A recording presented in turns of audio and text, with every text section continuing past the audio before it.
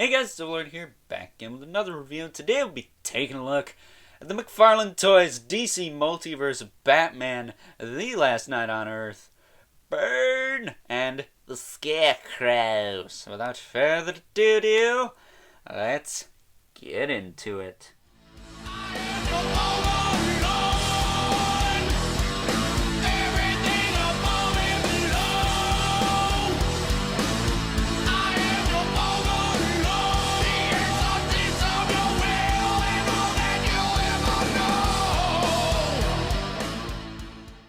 Alrighty guys, as I said before, today we're taking a look at Bane and the Scarecrow from the Last Night on Earth wave by McFarlane Toys. Part of the DC Multiverse line. Yes, this is going to be a twofer, so grab some popcorn or prepare to fall asleep, whichever you prefer.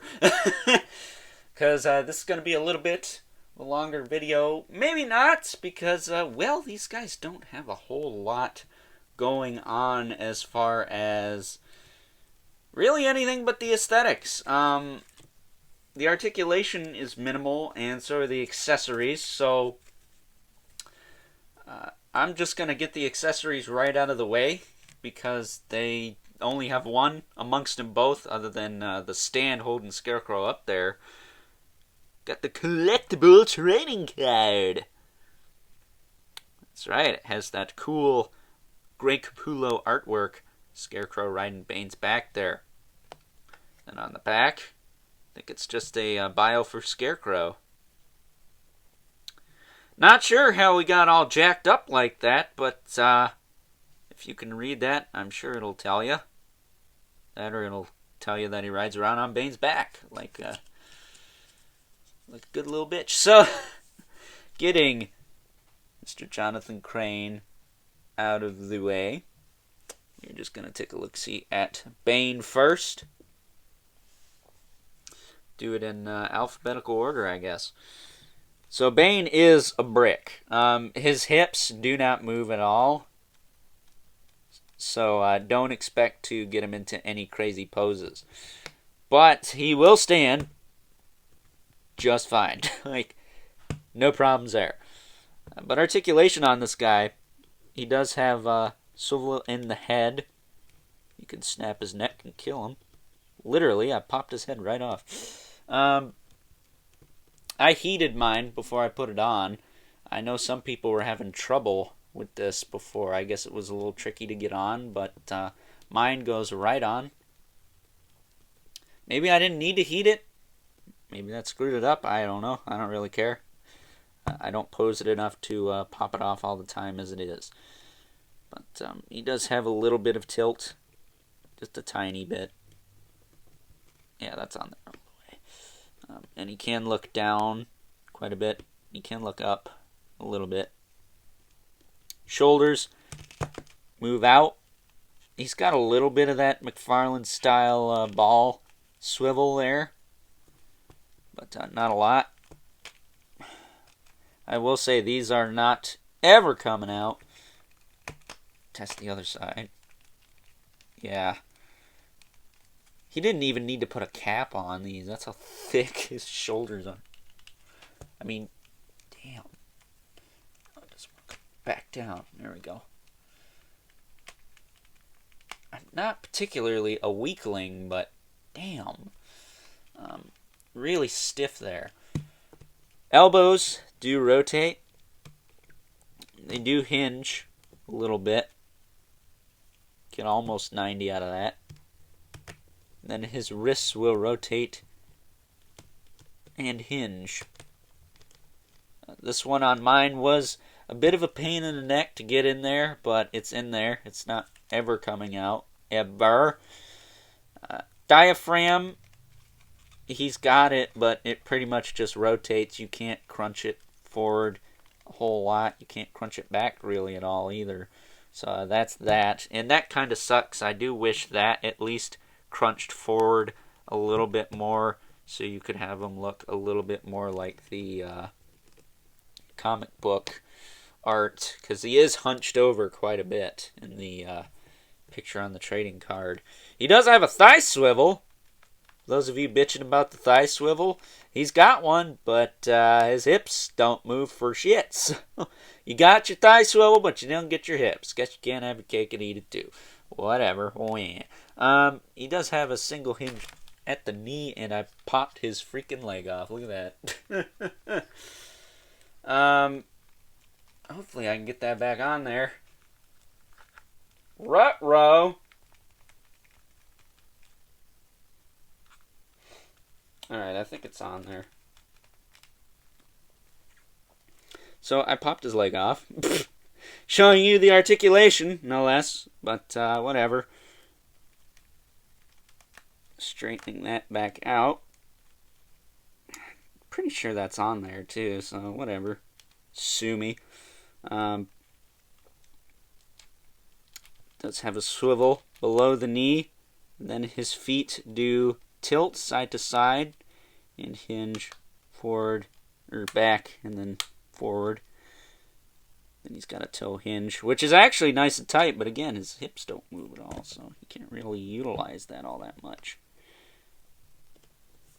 I can't believe I got that leg on that quick. That took me forever to get off the floor. Yep! Professionalism. So, getting him out of the way before I pop his dang leg off again. We have the Scarecrow. And Scarecrow, I think, is the most underrated figure of the year. He's half a figure, yeah, but he looks freaking cool as hell. Look at that. You ain't gonna get that out of a Marvel Legends cannonball. Get the frick out of here. So he does have a flight stand. Could take him off of there. This flight stand is nice and tight, by the way. But it does have the peg. And then this slides in. Pretty self-explanatory. That pretty much wraps it up for the accessories for these two. Looking at them. I'm going to cut because you can take this helmet off. I will show you how to do that in a minute. But he's got a noose around his neck. Kind of surprised you can buy this at Target because he has a noose around his neck. Then he's all kind of just mangled down here. He's got no legs. Absolutely no legs. And he's got these crazy syringe fingers, which I can only assume are filled with fear toxin. So articulation on this guy, his head has all kinds of movement. He's got a weave wire. This is a weave cable, so that's kind of funny. His shoulders can go out and go back down. He does have a little bit of that butterfly going on, but not a lot. He has basically the same kind of elbow situation as Mando's spawn. He can bend, as well as rotate at the top and at the bottom. So you can position his little kind of bat fins on the side here correctly. He does have the ball hinge wrists. You can hinge them up and down, rotate them around and whatnot. And then he's got finger joints, but they move in groups of two. Now, if you could pop this pin out and maybe cut in between the fingers, you might get individual finger articulation. I'm not tech savvy enough to do that, so I'm not going to do that. And then he also has, if I can get to it, he does have a little bit of tilt down here. I'm not sure if there's supposed to be a forward and back, but he does have a side to side. I think it's probably just supposed to be a side to side. There's not a lot of plastic here, and you're not going to be able to get that to rotate. But to peg him into Bane, he does have a peg that flips out of his gut here. And Bane, of course, has, I didn't mention this, a little peg hole in his back. So all you gotta do to have Scarecrow riding bitch on the back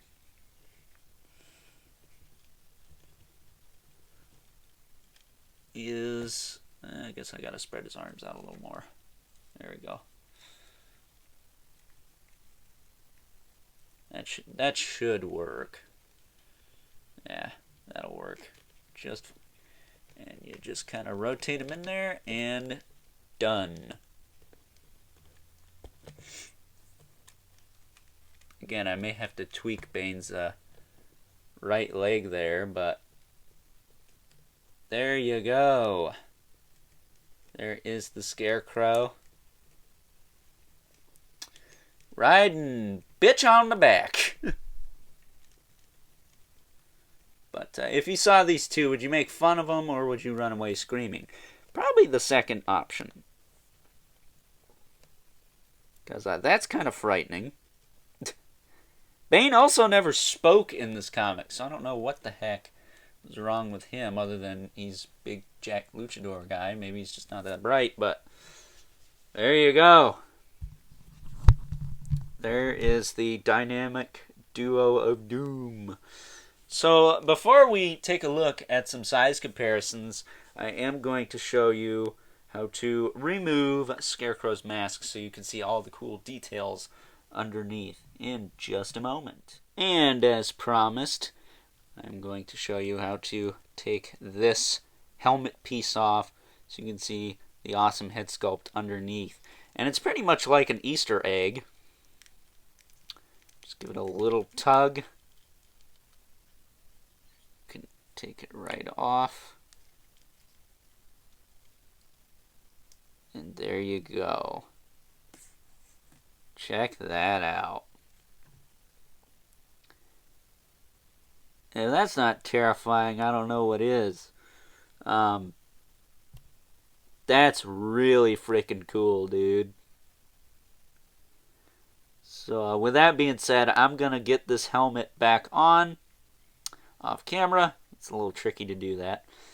And we'll take a look at some size comparisons. Oh, also, you can actually remove the noose if you so choose. It's a little tricky, but to get it around the back here, it can be done. It's a little tricky. There. You just bring it around the back, and then you can easily pull it off. Gives you a little bit more room that way. But there you go.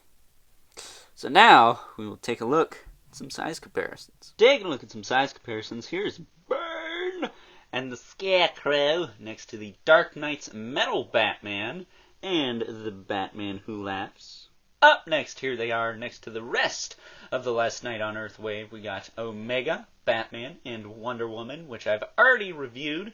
Check them out if you haven't already, but in case you don't have all the time in the world to do that, I will be posting an overview tomorrow on the entire wave.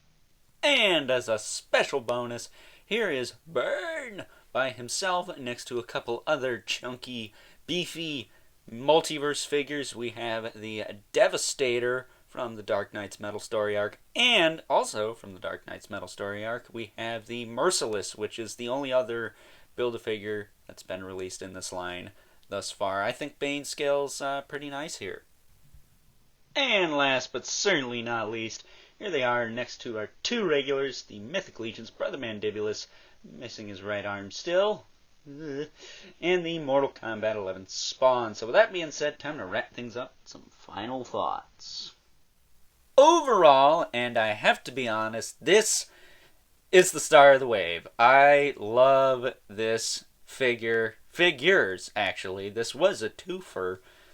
Bane and Scarecrow, I don't think you can have one without the other, just solely based off the comic book story and the artwork and the fact that these two just look so freaking cool together. If you like one over the other, that's fine, but at the end of the day, yeah, Scarecrow's half a figure, but he's half a figure that's done right. Unlike some people, Cannonball! Scarecrow has a 100% unique sculpt, paint, and a removable helmet to show you even more awesome sculpt and paint.